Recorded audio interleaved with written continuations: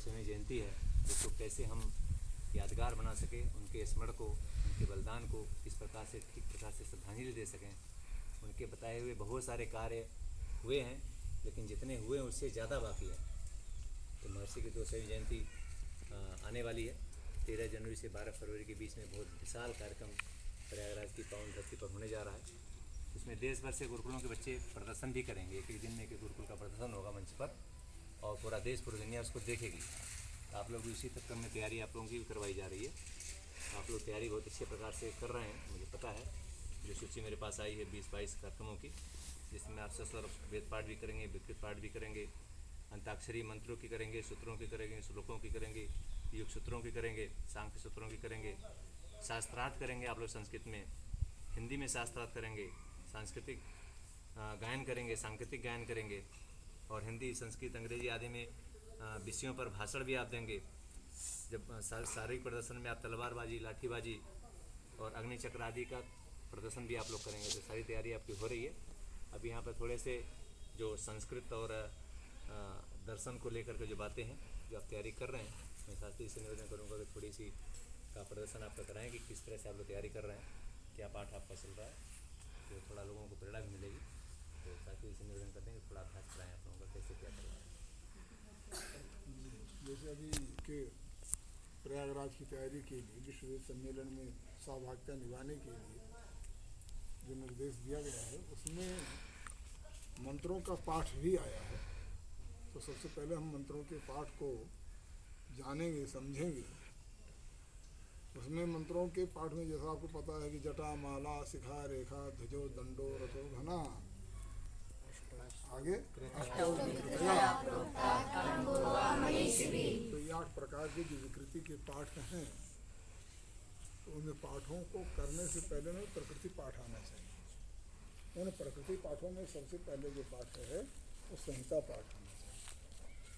संहिता पाठ उसे कहते हैं जैसे कि पुस्तकों में छपा हुआ, अर्थात मंत्रों को या शब्दों को साथ साथ जो पढ़ना, क्या है, एक साथ में पढ़ना संहिता पाठ है। और नंबर 2 पद पाठ आता है। तो पद पाठ उसे कहते हैं एक एक शब्दों को अलग करके पढ़ना, एक एक पद को। शब्द मतलब पद। पद उसे कहते हैं जिसमें विभक्ति इत्यादि लगी होती है। सुप्रतिगंतम पदम, सुबंत और तिगंत, तो क्या कहते हैं, पद। जिसमें सुबंत प्रत्यय होते हैं, तिगंत प्रत्यय होते हैं, और जिसमें सुबंत और तिगंत नहीं होते हैं उसको शब्द होते हैं। जैसे विद्यालय शब्द है, तो विद्यालय हमें विसर्ग लग गया, प्रथमा विभक्ति जो रूप है ये सुबंत है। तो सुबंत होने में क्या है, ये है पद। और अगर विद्यालय कहते हैं तो वो है शब्द। तो क्या है, शब्द। तो हमें पद पाठ करना है, शब्द पाठ नहीं करना है। तो इसमें दो पदों को मिलाकर पाठ करना वो क्या कहलाएगा, क्रम पाठ। तो शास्त्री जी कोई एक पद का जो पाठ करवा दें, बता। तो ये क्रम पाठ, और क्रम पाठ पहला आपका क्या हो गया, संहिता पाठ। संहिता पाठ के बाद कौन सा पाठ आया, पद पाठ। और पद पाठ के बाद कौन सा आया, क्रम पाठ। ये तीनों पाठ जो हैं आपके प्रकृति पाठ है। अब इसके पश्चात जो अष्टौ विकृतया जो है, जटा, माला, शिखा, रेखा, ये कितने प्रकार, ये अष्टौ विकृतया, विकृत है। तो जिसमें आपका सबसे पहले पाठ आता है जटा।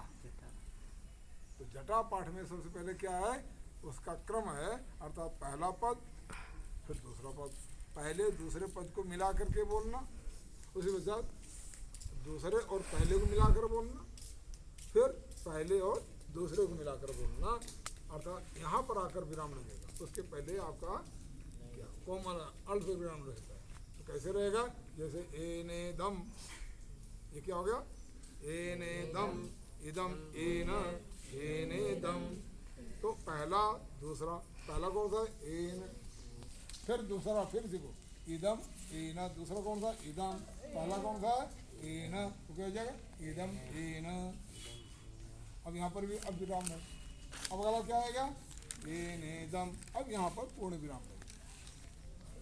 तो कैसे पढ़ेंगे, एने दम, इदम एन, एने दम। अब इसी को अगला एक पद छोड़ करके एक पद ले लेंगे, इदम भूतम भूतमिदम इदम भूतम। बोलिए अब मेरे साथ बोलिए, मैं आगे आगे बोलता हूँ, पीछे पीछे आप। एनेदम इदम एना एनेदम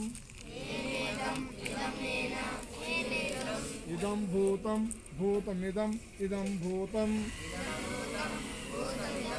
इदम भूतम भूतम भुवनम भुवनम भूतम भूतम भुवनम भुवनम भविष्यत भविष्यत भुवनम भुवनम भविष्यत। ये आपका जटा पाठ इस तरह बनकर चलेगा। ठीक है, तो आगे हम और फिर सीखेंगे। समय आज कम है, पहले आपने बताया गया इतना आप